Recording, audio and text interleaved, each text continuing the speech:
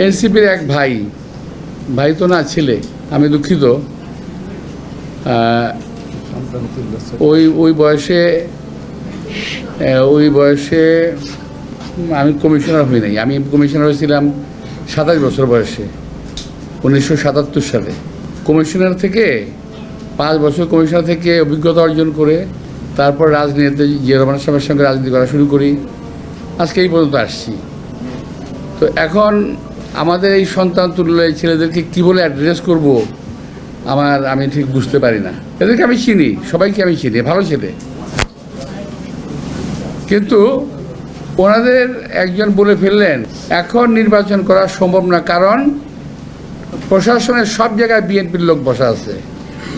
আরে ভাই, 17 বছর আওয়ামী লীগ দেশ শাসন করলো, আপনি বিএনপির লোক কই পাইলেন? আমি তো বুঝলাম না। 17 বছরে বিএনপির লোক মহিলা ভূত হয়ে গেছে, একটাও নাই।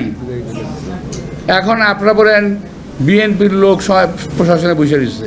এই সমস্ত কথাবার্তাগুলা নেহায়তি বাচ্চাদের কথা মতো বলতেছেন।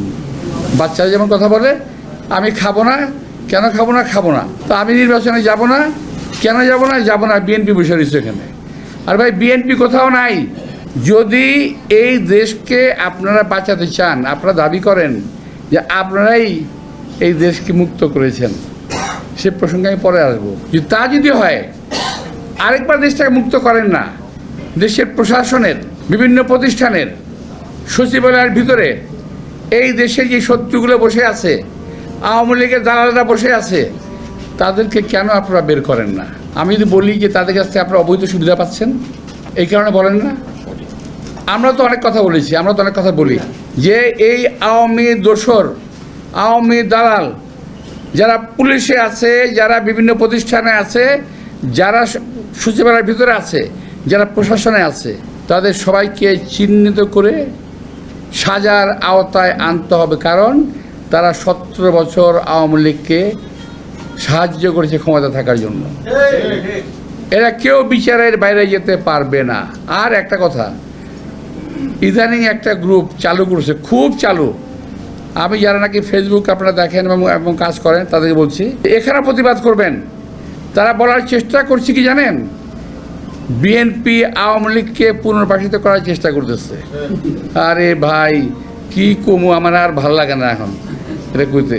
আরে ভাই, 17টা বছর এদের যন্ত্রণায় পাগল হয়ে গেছি, পরিবার পরিজন সহ অশান্তিতে ভুগেছি, অসুস্থ হয়ে পড়েছি, অকালে বৃদ্ধ হয়ে গেছি, অনেক পরিবার ধ্বংস হয়ে গেছে বিএনপির এই আওয়ামী লীগের অত্যাচারে। বরং আমি বলতে চাই, আওয়ামী লীগকে যারা দেশে পুনর্বাসিত করার চেষ্টা করবে, তাদের বিরুদ্ধে আমাদের সংগ্রাম অব্যাহত থাকবে।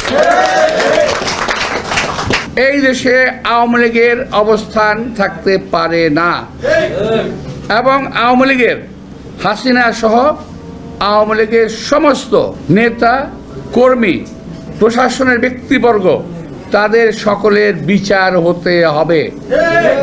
এখন কথা হলো, আমার অনেক ভাই বলেন, আমাদের অনেক সন্তানরা বলেন যে আগে বিচার করতে হবে, পরে নির্বাচন হবে।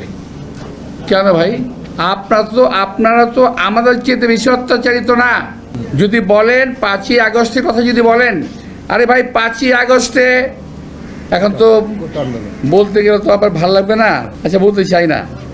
5ই আগস্টের আগে 4 আগস্ট, 5ই আগস্ট আমাদের মনে আছে না? আমি তো নিজে রাজপথে ছিলাম ভাই, আমি নিজে কাকরাইলের মোড়ে ছিলাম, টিয়ার সেলের মুখে ছিলাম, তো হেলিকপ্টার উপর দিয়ে ঘুরতেছে, ছিলাম তো ওখানে, আমি নিজে ছিলাম। তো এখন আমাদের 462 জন ছেলে নাকি 462 জন ছেলে মারা গেল, 30,000-এর মতো আহত হলো, আমাদের কোনো অবদান নাই। আরে ভাই, অনেকে বলে, আমার কথা না, এটা কিন্তু আমার কথা না, অনেকে বলে যে আপনারা তো সারেন্ডার করে ঘরে ঢুকে গেছিলেন। যদি প্রাইভেট বিশ্ববিদ্যালয়ের ছেলেরা না বেরোতো, যদি ইসলামী ছাত্র শিবির কিংবা বিএনপি না বেরোতো, যদি ছাত্রদল না বেরোতো, তাহলে কী অবস্থা দাঁড়াতো? সুতরাং কৃতিত্বের দাবিদার একা হওয়ার চেষ্টা করেন না, ক্ষতি হবে দলের এবং দেশের। সম্ভবত নির্বাচন খুব তাড়াতাড়ি ওনারা করবেন না, আমি তার কোনো লক্ষণ আমি দেখি না। কয়েকটা দল যা শুরু করছে এইটা না হইলে নির্বাচন হবে না, ওইটা না হইলে নির্বাচন হবে না, এইটা না হইলে নির্বাচন হবে না। যদি এগুলো হতে থাকে তো নির্বাচনে কেমনে হবে ভাই? কেউ কেউ বলেই ফেলেছেন যে আমরা নির্বাচনে যাব না। আরে ভাই, কয়েকদিন আগে হইলে আপনার নির্বাচনে গেলেই কি না গেলেই কি, আপনার চিন্তকেরা বাংলাদেশে, কারণ আপনার নির্বাচন যাবেন না। ASBD 24 সত্য প্রকাশে প্রতিশ্রুতিবদ্ধ। চ্যানেলটি সাবস্ক্রাইব করুন।